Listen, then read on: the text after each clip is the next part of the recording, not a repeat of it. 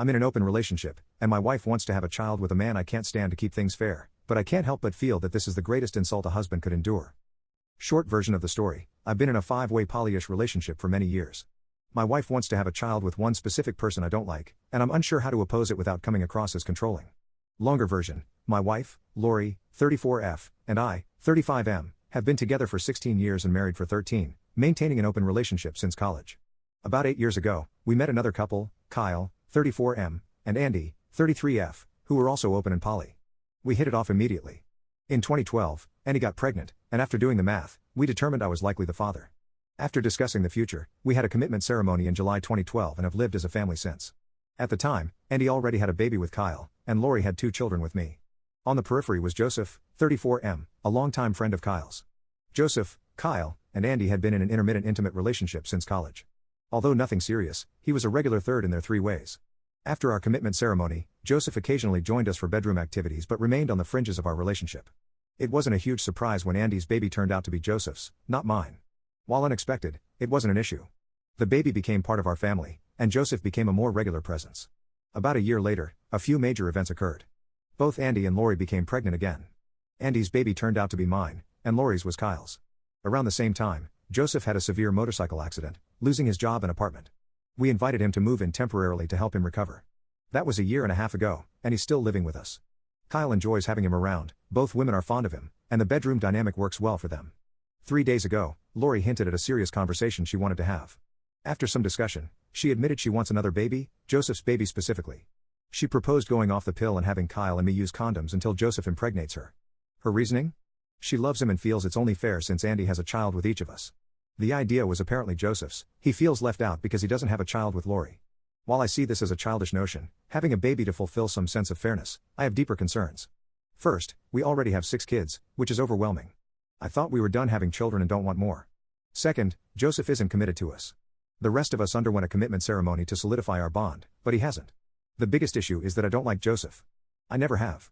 He strikes me as untrustworthy and reminds me of a shady used car salesman. He drinks too much, has bigoted tendencies, and his personality grates on me. I tolerated his presence because of his friendship with Kyle and his fatherhood to one of Andy's children. I hoped he'd eventually leave, especially after recovering from his accident. Now, it feels like he's entrenched in our lives permanently. If this pregnancy happens, I doubt he'll ever move out. Kyle and Andy think Lori having Joseph's baby is romantic, while Lori wants to create a lasting bond with him. I, however, feel increasing anger whenever I see him. I've temporarily tolerated someone I dislike out of kindness, but now I regret it. The thought of him becoming a permanent part of our family makes me furious. How do I approach this? I don't care if Joseph is hurt in the process, but every potential solution seems to harm my family, anger them, or leave me in silent misery. What do you do when every other member of your family wants to include someone new, and you don't? Any insights or suggestions would be appreciated. I don't want to lose the family we've built, but I can't see a resolution that doesn't cause harm. Edit. Thank you everyone for your responses. Your comments have been helpful. It's time for me to head home for the day, so I won't be responding any further. I'll need to think through some of these suggestions and figure out how to proceed, but I will absolutely speak up and let everyone know my feelings.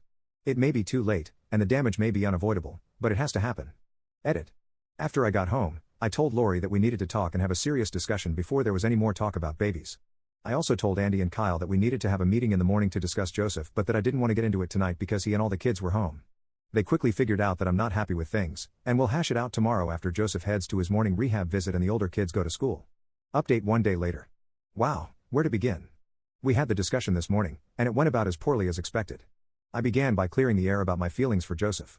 I reminded everyone that he and I have never gotten along and that I've always viewed his presence in our home as a temporary thing. I told them all that I still view it as a temporary thing and that I can't support any moves to make his presence in our home more permanent. That's when Kyle and Andy dropped a bombshell. Following Lori's announcement a few days ago, they'd been talking about asking Joseph to join our family formally through a commitment ceremony, making him a permanent part of our household. They were apparently going to bring it up with me today. I reminded them that, as part of our original commitment, we'd agreed that any additions to our family had to be unanimous, and I made it very clear that I'd never agree to that. My statement led to a huge argument, during which they called me selfish and said that the 3 of them could hold a commitment ceremony without me. I didn't want to go there, but I shut that down by saying, understand that, if you do that, you're not talking about adding someone new to the family. You're talking about replacing me with him. I can't stay in a family that would hurt and disrespect me that way. That led to even more arguing that didn't have any real conclusion. That's when I turned to Lori. I told her that I loved her and that it broke my heart that she wanted to have a child with someone I couldn't stand. I also told her that I found it offensive that he'd ask her to have a child to placate his own ego, but I thought the request was fairly consistent with his lack of character. I reminded her that a child is not an object to be traded for affection or love and that they should only be created as an expression of love. I told her, without any hesitation, that having a child with Joseph would irrevocably change our relationship and drive a wedge between us. She would be choosing his happiness over mine, and that's how relationships end.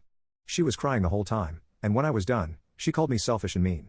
She told me that she loved us both and that she wouldn't choose between us. She flat out said that she wanted to have one more baby, that she'd already talked to Joseph about it, and that she wasn't going to go back on her word. She then offered to get rid of the exclusive part, saying she was willing to go off the pill and have intimacy with both of us, letting fate decide the baby's paternity. I told her this was unacceptable, reminded her that I'm her husband and family, and he's not, and said that in not making a decision, she was actually making a choice. I told her that I'd be more than willing to have another child with her, but having a child with Joseph would be the end of us. And then I went to work. The discussion didn't really change anything or lead to any firm decisions, but the information is now out there, and everyone knows where everyone else stands. We'll see where everything goes from here. Second update 1 day later. Well, in the day since my last update, a lot has happened. Some of it genuinely surprised me, and it looks like my family will be changing a bit, but things appear to be settling down. I should mention that this will be my last update. I told Lori that I'd been discussing our situation on the Reddit Poly group, and she wanted to read it. After bawling her eyes out while reading through it, she apologized to me for everything, and we spent the night together. No smashing, just holding each other all night. This morning, she asked me not to discuss this anymore until we get everything worked out, but said I could post one final update. So, where to begin? First, Joseph is moving out. Yep, it's actually happening. And the shocking thing?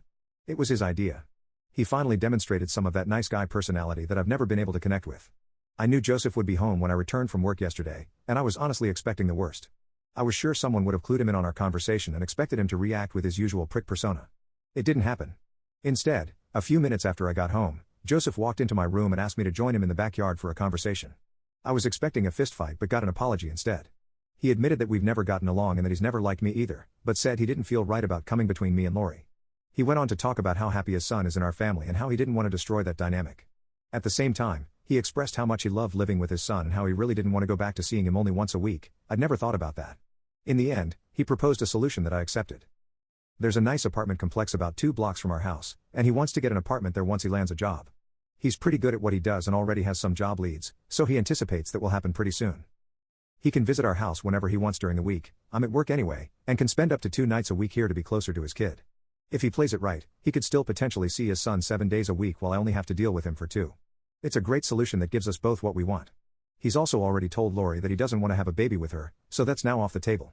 He admitted that he had wanted a baby with Lori but said he didn't want to put her in the middle of a conflict over it. And then we had a beer together.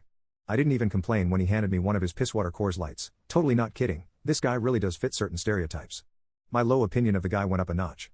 As for Lori, she was a tearful mess for most of the day, and Joseph taking the baby off the table was fairly devastating for her. After I got home and we talked a bit, she unloaded her soul and told me just how much she wants another baby and how much it hurt her that neither Kyle nor I wanted one with her.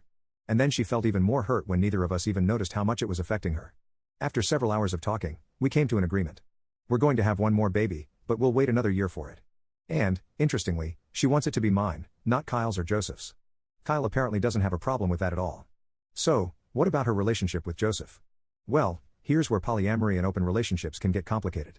The commitment ceremony is off the table, but she still wants to date him and have some sort of relationship with him. No babies, no pregnancy, just love and hooking up now and then. She won't ever sleep with him when he's staying over at our house, but she'll still go out on dates with him, visit him at his place from time to time, and stay overnight on occasion, maybe once a month. While I have to admit I'm still not totally thrilled with that, it's really just going back to the relationship they had before he moved in with us. I'll tolerate it for her happiness. Andy, on the other hand, is a problem. She's still furious with me over all of this and isn't showing any signs of backing down. In a way, it's understandable. She's had an intimate and emotional relationship with Joseph since she was 21 years old and is the mother of his child, so she was really looking forward to him becoming part of our family. She was deeply hurt by my rejection.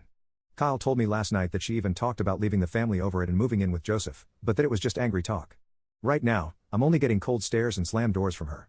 I really don't know how this is going to resolve itself, but for the sake of our daughter, I'll never stop trying. I put her in the middle of a fight between the fathers of 2 of her children, 2 men she loves, and she's furious with me for forcing the choice. It may take some time for both of us to work through it. Kyle is a bit of a different story.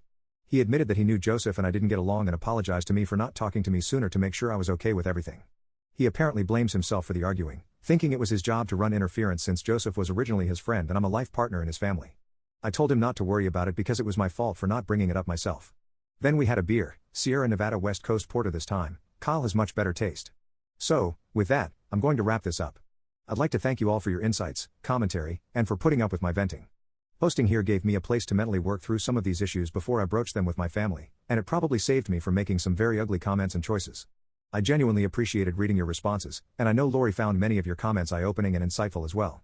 Because someone requested it, we may come back and do an AMA at some point about the emotional and family dynamics of living in a large poly/tribal household, but we need to finish working through the current situation first.